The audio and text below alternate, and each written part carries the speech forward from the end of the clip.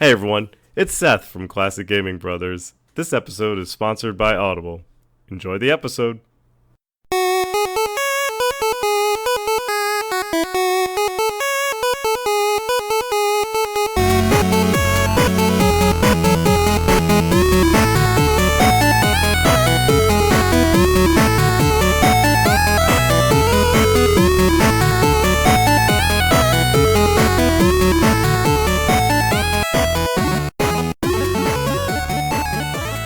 Hey everyone, welcome to another episode of Classic Gaming Brothers. I'm Zach.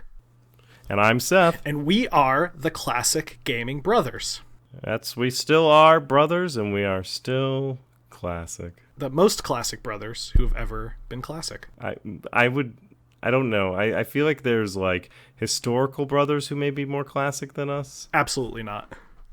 We are more classic than the Brothers Grimm.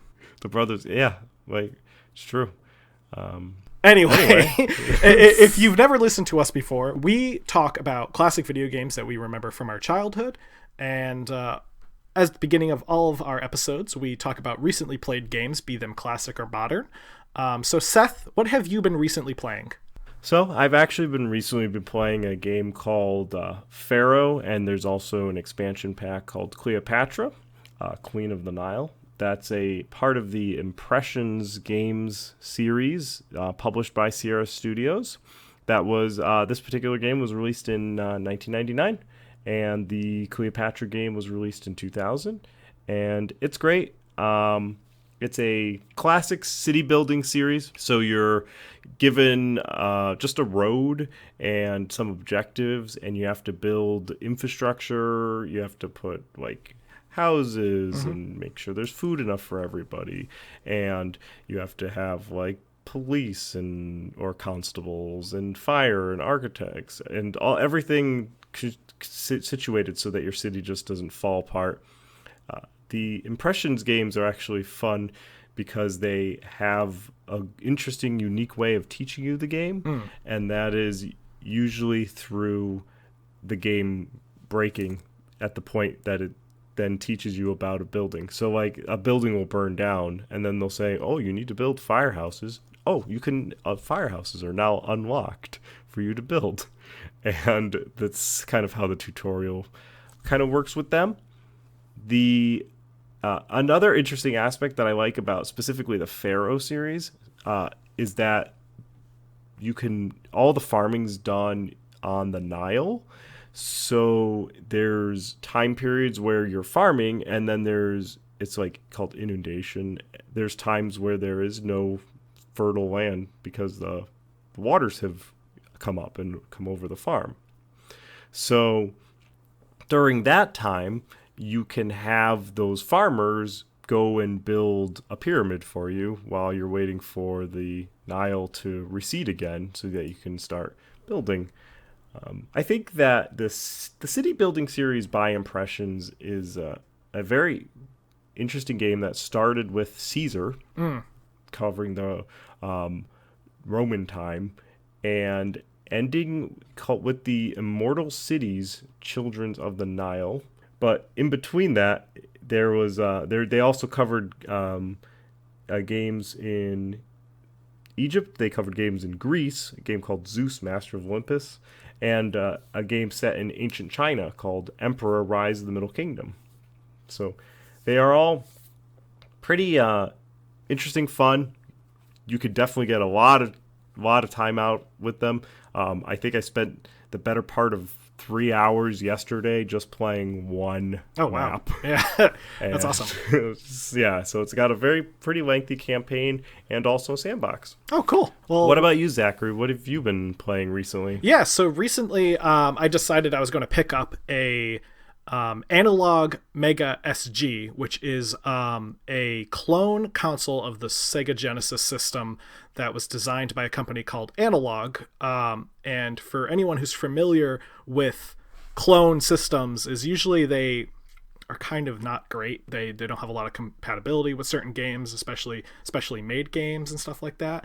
But Analog strives to make all of their systems 100% compatible with the library of games that they're catering to, and they've been kind of labeled as the Ferrari of clone video game systems, in the sense that you get what you pay for, and you're paying for a luxury of properly working games. So with that, I've been kind of revisiting some of my Sega collection, and one game in particular is actually, it's a hack that I have on physical cartridge of Sonic the Hedgehog 3 and Knuckles. It combines both of them into one game, and it's called Sonic the Hedgehog 3 Complete.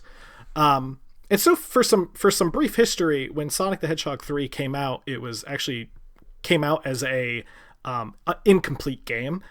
In order to play the completed version, you had to do what's called lock-on technology, and you had to stick a copy of Sonic 3 on top of a copy of Sonic and Knuckles, which had a special slot on top of it. And this would combine both games and give you what was the completed version of the game. Yeah, I remember, and then sometimes you had to blow the bottom cartridge and then blow the top cartridge, and then you're blowing all the cartridges and nothing's still working. Yeah, so what this hack does is it does the convenience of putting it all into one cartridge, but it also does a bunch of other stuff, which include bug fixes for Sonic 3, different tweaks, and essentially when you combine the games, certain things will change, like some music options will change. For example, if you like the Sonic 3 soundtrack, playing Sonic 3 and Knuckles the original way will give you some of Sonic and Knuckles' soundtrack overwriting the Sonic 3 music. So Sonic 3 Complete, what it does is it will keep the original soundtrack for Sonic 3 section, and then when you get to Sonic and Knuckles, it will keep that soundtrack. So it kind of allows you to experience both. It also does fixes in terms of allowing you to even change up some of the music to sound slightly different. It has some level design changes, some palette changes. There were some palette errors with Knuckles' sprite in Sonic and Knuckles, so they fixed those. They've added a story intro to Tails. He didn't have one in the original Sonic 3. He just kind of spawns into the level where Sonic comes in on the tornado, his plane, and turns it to Super Sonic, and then he gets punched by Knuckles. So they've really, it's really a total conversion almost of the Sonic 3 game, right, and a way to rebuild it as what you might have what they might have initially planned it to be before the split happened with Sonic 3 and Sonic and Knuckles. Probably the coolest thing you can do, though, is in the options menu, you can set it to have what was called the original zone order, which we only know about from prototype versions of Sonic 3 that had leaked. When going into the level select, we can see that the zone order was vastly different than the one that we got in the final release. So this actually goes in and allows you to play the zone order as it was intended, which puts in some Sonic and Knuckles levels into the middle of Sonic 3 and vice versa. Which is a neat way to re-experience the game for the first kind of, having played Sonic 3 a lot in my youth, kind of playing it through with this new lens offers a whole different experience. And playing it on the Mega SG is really great because I'm experiencing it in like Ultra 1080p on a 4K TV. So it looks beautiful. So do you know the reason why they split the cartridges to begin? Yeah, there's a couple of reasons why. The one of the most common reasons has to do actually with a McDonald's tie-in that Sega got involved in.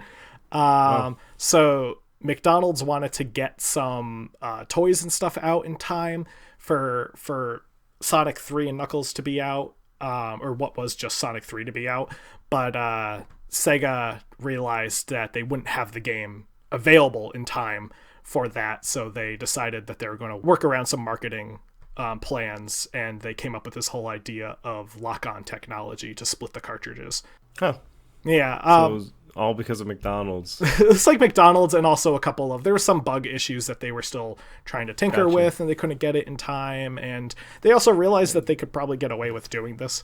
And they sold both of them for separate games. Yeah, and it actually was a really... I remember as a kid when we first got our Sonic and Knuckles cartridge, I thought it was the coolest freaking thing because you can put Sonic 2 on top and play Knuckles in Sonic 2, and it was like whoa. It was like so cool. Sonic 1 no go. Sonic 1 no go, but if you did a code pressing A, B, and C simultaneously on the No Way screen with Sonic 1 attached, you got to play Blue Sphere, which are the special stages from Sonic and Knuckles, and they would randomly generate the levels so that you could play up to like, I think it's like 6 million versions of Blue Sphere.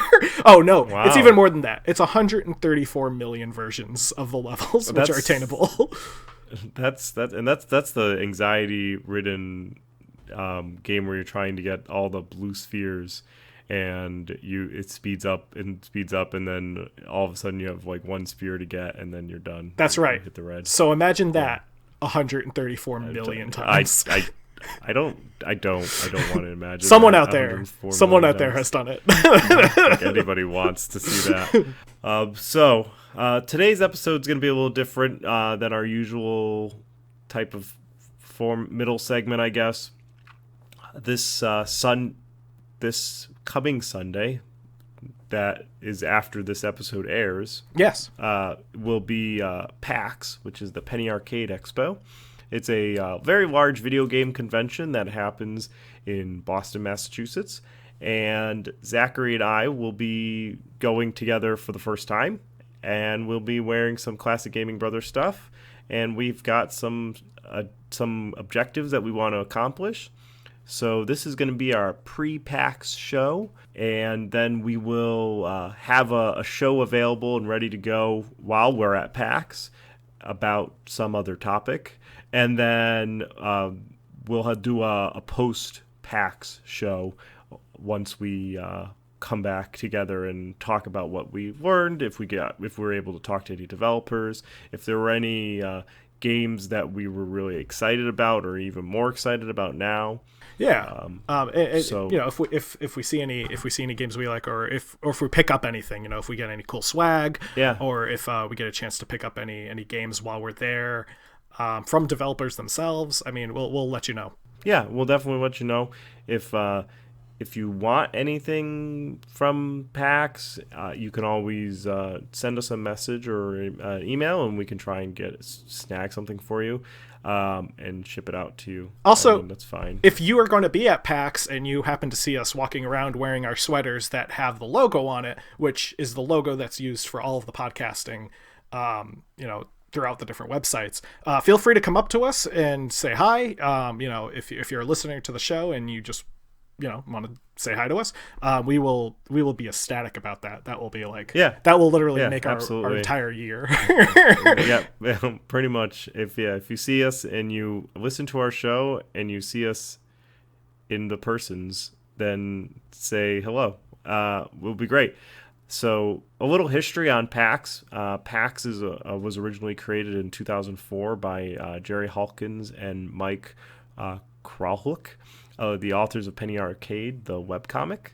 And there is now 6 PAXs. There is PAX South, PAX East, PAX Dev, PAX West, PAX Aus, and PAX Unplugged.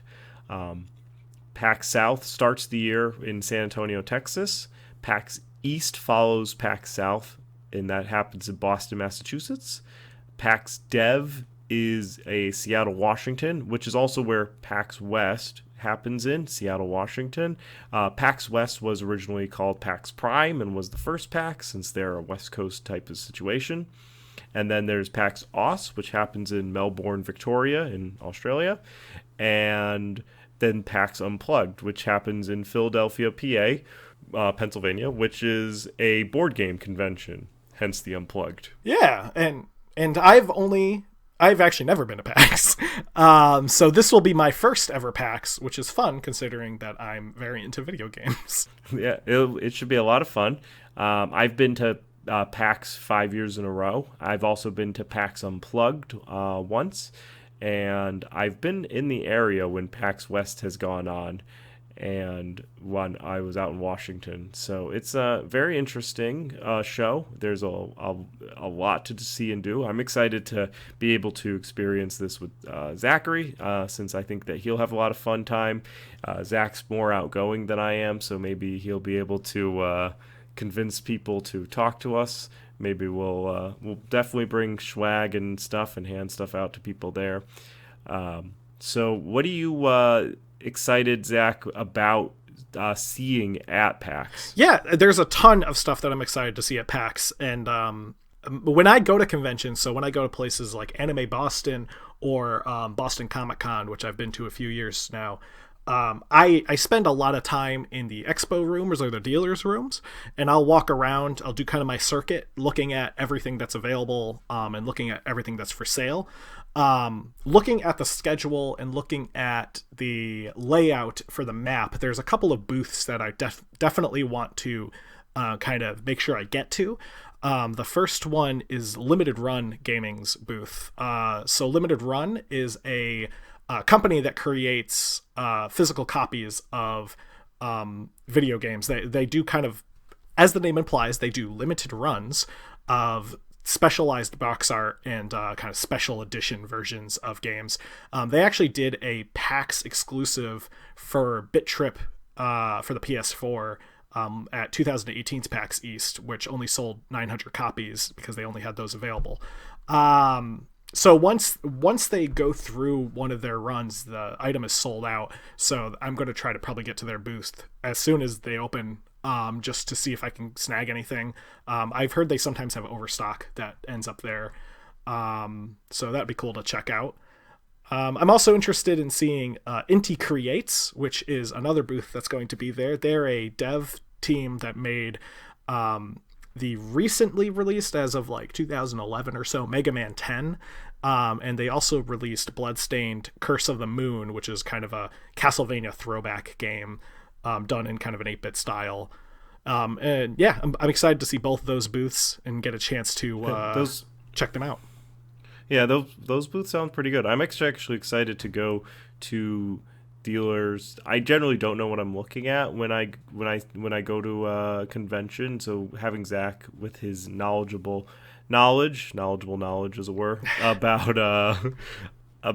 about different values and different deeper knowledge in regards to historical, as it were, video game stuff will be fun to see, like what's actually collectible versus what's not collectible. I end up getting not taken advantage of, but I end up paying for things that I think are collectible and then end up not being collectible. But that's my lot.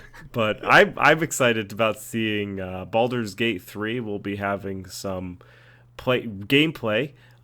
Baldur's Gate 3 is done by the Larian Studios, which is the people who brought us Divinity and Divinity 2.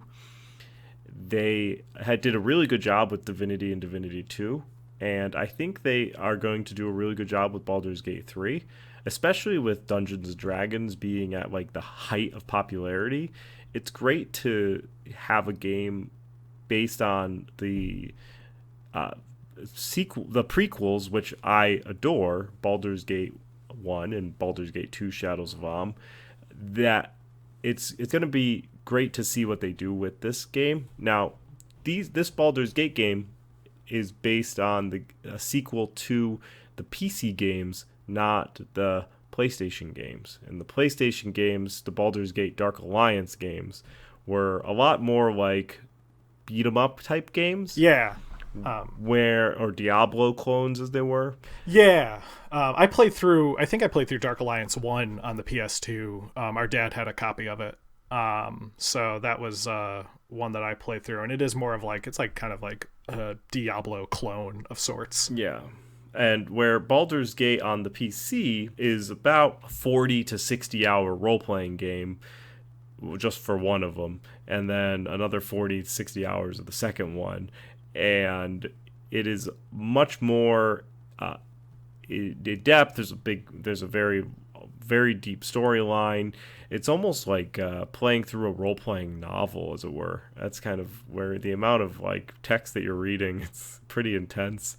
And Baldur's Gate, so I actually recommend playing, if you want to get to a PC game and play what's known as a CRPG, which is a classic role-playing game, which has an isometric standard.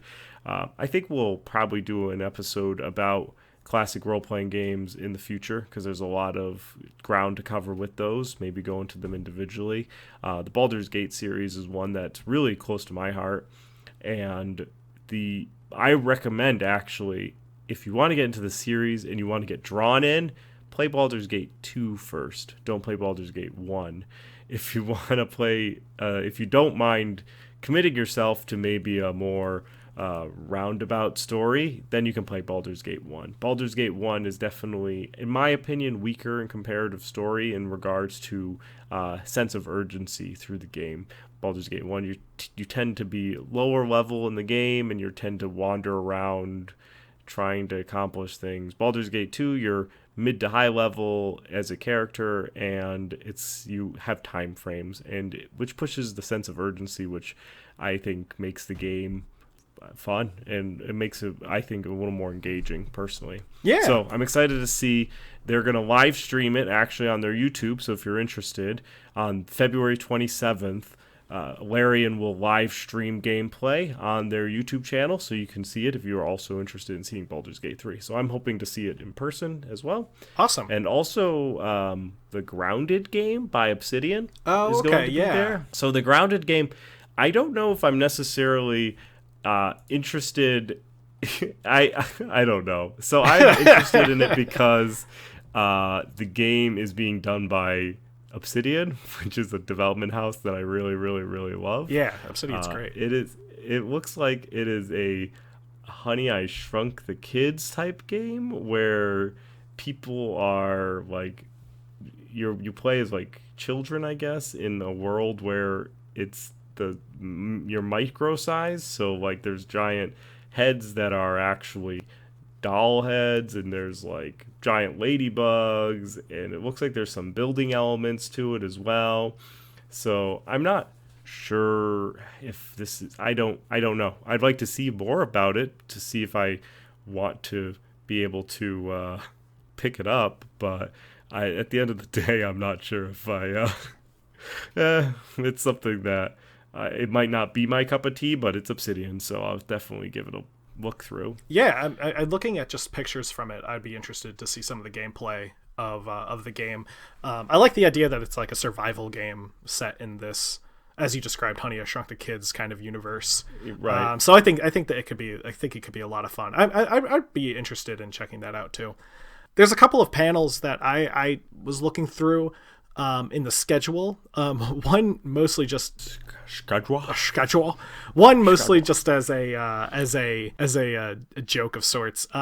So there's a online website similar to The Onion called The Hard Times, and they have a section called Hard Drive, which does a lot of satire on pop culture and specifically video games. For example, one of their top stories today is Yoshi becomes proud parent of person they just ate. So Hard Drive is currently running a political campaign for a man named Ace Watkins, who is planning to be the first gamer for president. And pretty much he just runs a Twitter and makes political jokes using video game references. And they're going to have a little rally for him there. So I'm hoping to jump in that for at least a bit, maybe give Ace one of our business cards and maybe a button to get him to support us, just so we get that political tie, you know? That we don't need. Yeah, more of an interesting panel I would love to attend is called Creating NES Games in 2020, being hosted by Joe Granato, who's a retro gaming podcaster and a creator of a program called NES Maker, and another guy named David Jiltonen, who has worked on creating kind of modern NES games, and is also the host of another a podcast called Another Retro Gaming Podcast, or ARGcast. So both of them are going to be there talking about Joe's software NES Maker. I saw NES Maker in early stages, maybe about 4 years ago, back at Retro World Expo down in Hartford. So I'm really interested to see in the development process on Joe's work and see kind of what he has. I believe they just had a release of the software, making it available to the public. So it'd be kind of cool to see kind of how he's developed it along and what's available for it. Yeah, that's neat. So I'm actually not a big panel goer, but maybe I'll attend some of these panels with you. I tend to find more enjoyment on the expo floor. I've gone to a couple, though I did go to one panel and I ended up getting a signature by three of the voice actors from Masters of Orion. Oh, cool. Which is a space game, which included Alan Tudyk, Dwight Schultz, and Nolan North. Oh, and nice. I only was able to get those signatures done because I went to that panel. So sometimes panels can surprise you at PAX. I generally try and hit maybe one, but I have done an entire PAX with I don't even think going to a single panel. Though there are a number of different manufacturers that are going to be there of like PC parts, so like Thermaltake, MSI Computers, Corsairs, and a few other. I think Cooler Master is going to be there. So they sometimes build custom rigs for PAX. And I've seen a rig that looked like a car engine. So nice. they have like rigs that they run like oil with like grit in it. So there's like effects going through, like oil with glitter. Yeah. There's like fully submersed tanks, like they are like completely encased in like I don't think water, but like some type of oil, so that the entire machine is under encased. It's just it's pretty cool, so I'm looking forward to seeing those again. I always have a fun time kind of peeking at those. There's even contests where you can generally win them, so if you put your business card in or something, you might be able to win one of the custom build rigs. They generally run like, I think some of them, I've seen price tags between $5,000 and $10,000 for wow, yeah, like just to buy the build itself. And so they go, some of the manufacturers really go all out. And another thing that I always love seeing is the Indie Mega Booth. So, yeah. The Indie Mega Booth, if Zach's looking at the map, will notice that there's a big section in pink in the middle of the map. And the Indie Mega Booth personally is one of my favorite parts of PAX, because what it is essentially an organization of indie developers who can't normally afford booth space. So what they do is they all put their money together and get a big booth space. And PAX, actually, the convention, puts aside that section of the convention hall for the indie mega games, the indie games, to go in on it. So then they get, I also believe that, and then there's Tiny Build, which is right next door to Indie Mega Booth, and Tiny Build's like a very friendly to indie developers. So there's like this whole swath of booths that are all just small independent games, and they are some of the coolest stuff that I saw. And a lot of them have like either classic gaming roots, or that they're trying to get back to that nostalgic feel. Yeah. I saw a game called Crossing Souls there. It's like an 8-bit 80s Stranger Things type game that is actually available, and you can play it.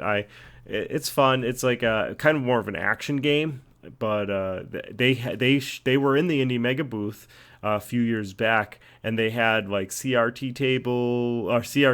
TVs with like bean bags, and like very like their entire booth was like 80s-fied, I guess. It was all like very 80s themed. So yeah, I think so. So you get to see some really cool stuff in those little indie mega booths, and I think I spend a majority of my time just wandering up and down those aisles trying to look at stuff. They're also smaller booths, so you tend to be able to play a little bit more in regards to getting a time where you could go to the like giant 2 PlayStation booths or the giant 2 Square Enix booths and just go and wait in line to play. Actually, it looks like PlayStation has 3 booths. Oh, but, yeah, I see that. PlayStation has 3 booths, Square Enix has 2, Nintendo's got a massive one. Yeah, you could go to those booths and you can like wait in line to play the newest PlayStation or Square Enix game, or go to their merch stores. I like to go hit the little teeny booths because sometimes you can get in and you can play a game that you can find some rare finds in there, and you're like, wow, I played another game called The Hitchhiker when I went, where you just sit in a car with this guy, and he just tells you a story, and all you can do is interact by rolling up the window or like moving your foot a little bit in the car, and he just tells you the story as you drive through this endless wasteland of like desert. And my friends watched me play for probably about 10 minutes, and they're like, "What are you doing, Seth?" And I'm like, "Hey, I'm just, I'm having a fun time." That's a side note before Zach tells us more about what he wants to see. But I have some friends that come up from Florida. Well, we survive together. Ryan comes up. This guy by the name of Mike, he comes up every year. So it's great seeing them. I have some friends from Connecticut that come up. My friend Dave, maybe Dying Light Ryan may show up. Together, we kind of descend upon PAX, and it's good being in a group of people, and we generally have enough group of like different people have different things that they want to see, that nobody's alone and everybody's doing something that they want to do. So like me and Ryan usually run through the convention, where Mike and Dying Light Ryan end up kind of taking their time and going through a little more slower than us. Yeah, I mean, just talking about the Indie Mega Booth, I think one of my friends, Nathan, who I believe listens to this podcast. I hope he listens to this podcast. I gave him some stickers. He I know demoed Video Ball at PAX East. Made by Action Button Entertainment, and created by Tim Rogers. And he introduced me to Video Ball, and Video Ball became one of my favorite games to just play around with people. It is a one button air hockey style game where you're knocking balls into you're knocking these big circles into goals using triangles. And then you can also build like walls to prevent people from getting like stuff into your goals. It's very cool. And it was actually apparently inspired by a dare that Tim Rogers had to make a one button StarCraft. Yeah, that's I think I actually saw that being played. There's also my friend. So there's an indie mini booth in the indie mega booth. Yeah. So if you really can't, even if the booth size for the indie mega booth is too expensive, you can be in the indie mini booth. And I had a friend who rented a table. He just was doing a board game, so he didn't need that much space. And they split the indie mini booth with video games and board games.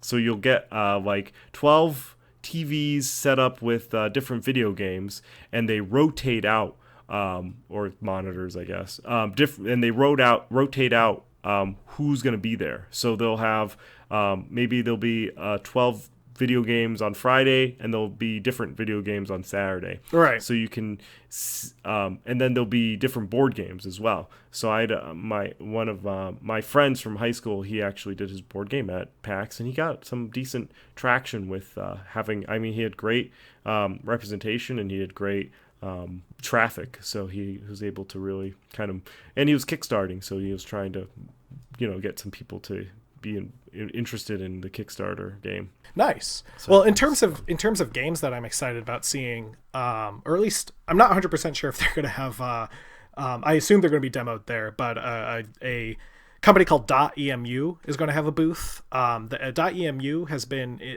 developing kind of retro revival sorts of games. So they've done a lot of ports of older games to modern systems. They ported Windjammers that I talked about in a previous episode onto the PS4 and onto, I believe, the PC. But they also work on games as well, and they're currently working on a Streets of Rage 4, which is supposed to be a sequel to the Streets of Rage series from the classic Sega Genesis.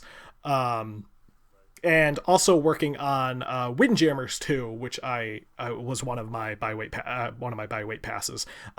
So both of which I know neither of which are out yet, so I'm hoping that they have something to show for both.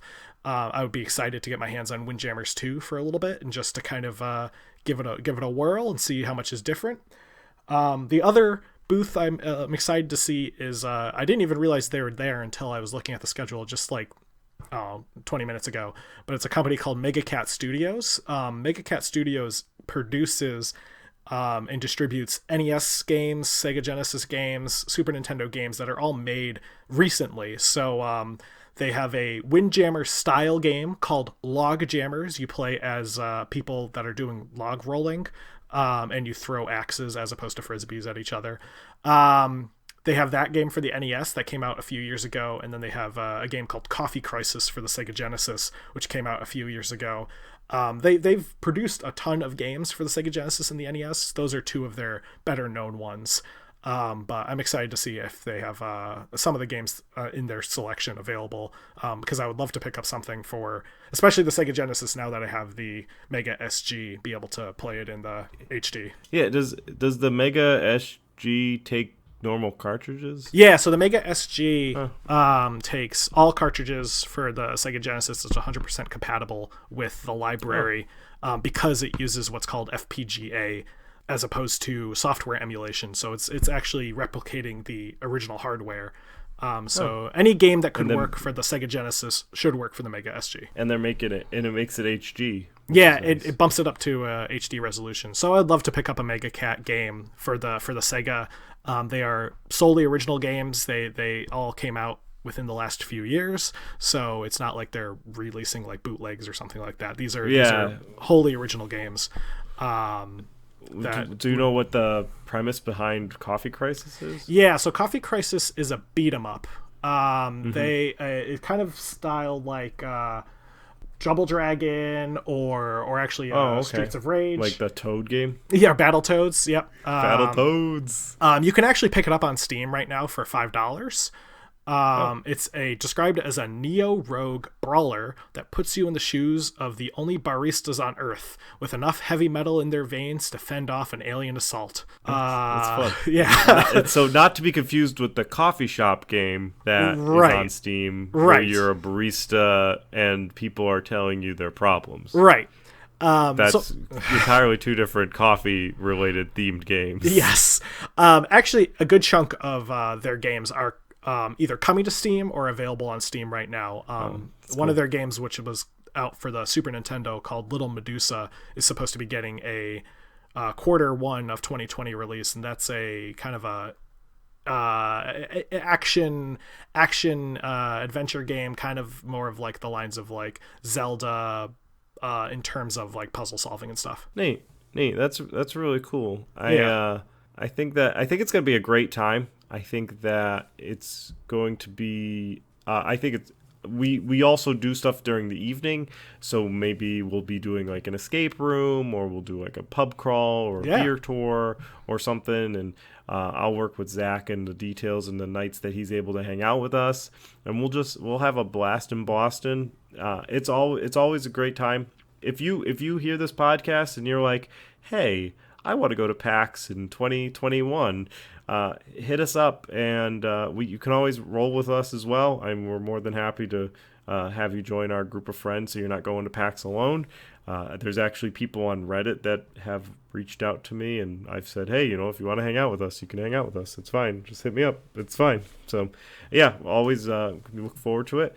I think that's going to be good for PAX, so that we can get into our. Do you have anything else you were excited about for PAX? No, well, I mean, I'm just excited to spend some fun time with my brother and get to kind of get to some quality time for my brother and get to just kind of explore a new environment.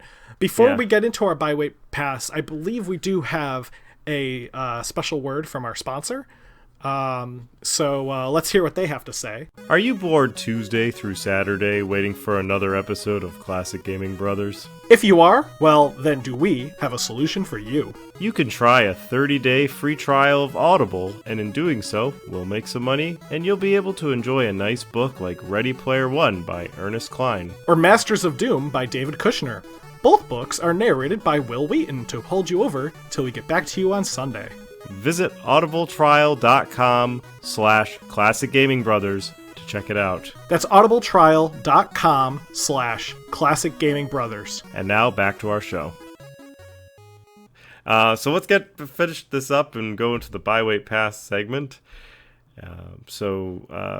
Zach, Do you want to tell us what you're excited about buying, waiting, or passing on? Yeah, so my buy wait pass for this episode is actually kind of related to a buy wait pass I did for an earlier episode. An earlier episode, I talked about how Doom Eternal was a buy for me. I think another buy for me, because I'm probably not going to pre-order Doom Eternal. I've had some bad luck with pre-orders, so I do kind of want to wait for Doom Eternal to come out before I pre-order it. Before you order it. Before I order it, then you're not pre-ordering. Right. Before I order it. But along with Doom Eternal is going to be Doom 64, which is getting ported over to PC, PS4, and Xbox One and Switch next month. So Doom 64, as the name implies, originally came out in 1997 for the Nintendo 64. It was developed by Midway Games and was kind of a entirely different version of Doom than the classic Doom. So where the classic Doom is kind of this fast-paced, shooting demons, blowing everything up, loud, heavy, metal music playing in the background. Doom 64 is a bit more of a slower-paced, atmospheric game. The music isn't as loud and heavy metal styled. It's actually this very foreboding sounding ambient music that plays. And the graphics are done in this kind of a lot more of a detailed, darker style than Doom's graphics. It's still using the classic Doom engine, so everything's kind of flat looking, even though it's fake 3D. But it's definitely kind of a different experience. The reason I'm interested in the port is because currently the only way to play Doom 64 legally is by playing Doom 64 on the Nintendo 64, and there isn't really a good way to play it with modern visuals, in the sense that, if I hook my Nintendo 64 up to my television, I'm dealing with a lot of screen resolution issues. It's outputting a standard definition onto a high definition screen, so it doesn't look as good as it could be, and I really want to kind of experience this game for what the programmers wanted it to look like and what they intended it to look like. Which unfortunately the N64 wasn't able to produce back then. So they are doing a port to modern systems, which will have essentially be an HD upscaled version of the game, which will be nice to experience kind of for the first time, seeing Doom 64 in a different light, as it were.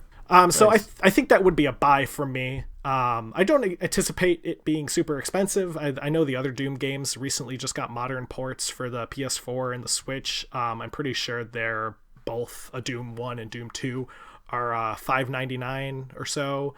They also come with a ton of features, so I'm expecting Doom 64 will hopefully come with some cool features. I know Doom 1 and Doom 2 come with a bunch of maps that were released by id Software and other third-party developers back in the 90s that you can download and play as you would if you had a PC copy of Doom.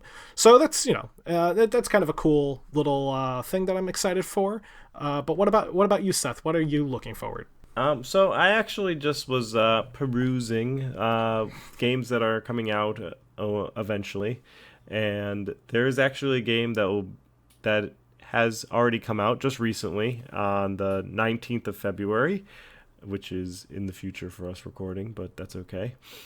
It's called The Suicide of Rachel Foster, and it looks so it is by Daedalic Entertainment, and they are one of the vendors that will be at PAX, which I'm excited about visiting their booth, so maybe I'll actually be able to see this game at their booth.